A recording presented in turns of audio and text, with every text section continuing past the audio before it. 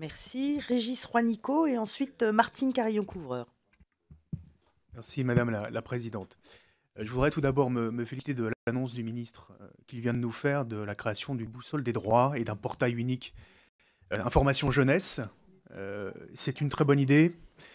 C'est d'ailleurs une des propositions que nous avions faites avec Jean-Frédéric Poisson dans notre rapport sur la mobilité sociale des jeunes fin 2013, quand nous avions évoqué 3 grands portails d'information pour les jeunes, un sur la mobilité, un sur l'orientation et un sur l'accompagnement des jeunes peu ou pas qualifiés. Mais cette idée, elle est très bonne et pour cela, je veux remercier le ministre, tout comme son annonce il y a quelques semaines de la création d'une autre proposition que nous avions faite, d'un conseil d'orientation jeunesse, là aussi, qui permettra de mieux associer les jeunes aux politiques qui concernent très directement. 2 questions très rapidement. La première, elle est sur la culture de l'engagement et la valorisation de l'engagement citoyen chez les jeunes. On a un article, l'article 14, qui concerne la valorisation de l'engagement citoyen pour les formations du supérieur. Mais nous savons en même temps, et nous réfléchissons à un dispositif qui est beaucoup plus large en ce moment, avec un certain nombre de dispositifs qui sont en cours de constitution, de parcours citoyen, dont le service civique fait partie, la journée défense et citoyenneté, il faudra qu'on y revienne. Dans ce parcours citoyen, il y a ce qui existe dans l'éducation nationale qui va être généralisé à la rentrée 2016. Les 4 parcours éducatifs de santé, avenir, citoyen, artistique et culturel dans l'application Folios. En sachant que ça n'existe pas pour le moment à l'école élémentaire. Il faudrait que ça existe à l'école élémentaire.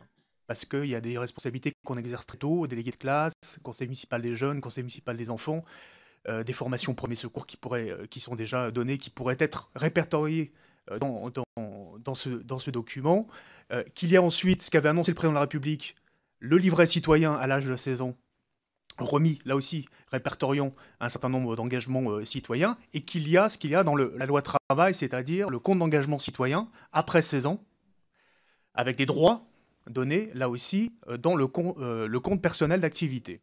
Bon.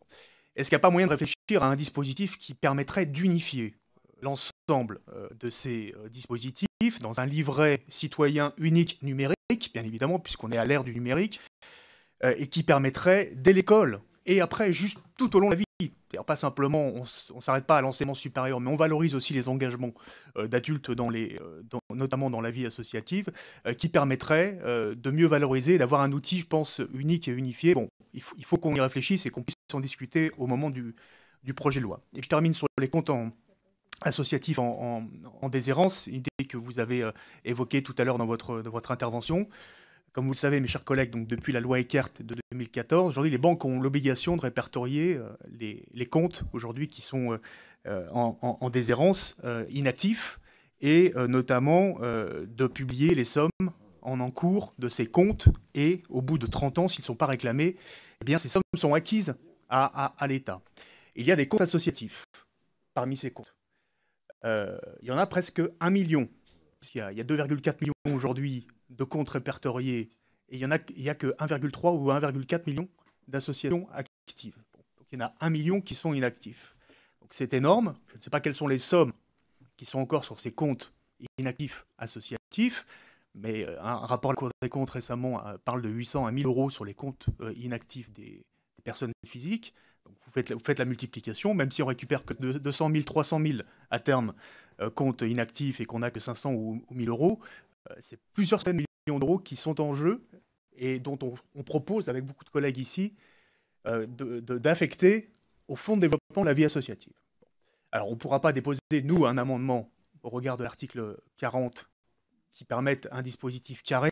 On va simplement demander au stade de la commission un rapport au gouvernement, mais j'espère que vous pourrez nous confirmer, monsieur le ministre, que d'ici la séance, vous pourrez, avec l'ensemble du gouvernement, nous soutenir et proposer un dispositif qui permette de réaliser, ce qui permettrait aujourd'hui de multiplier par 10, 20, 30 les sommes qui sont à la disposition des associations pour se développer.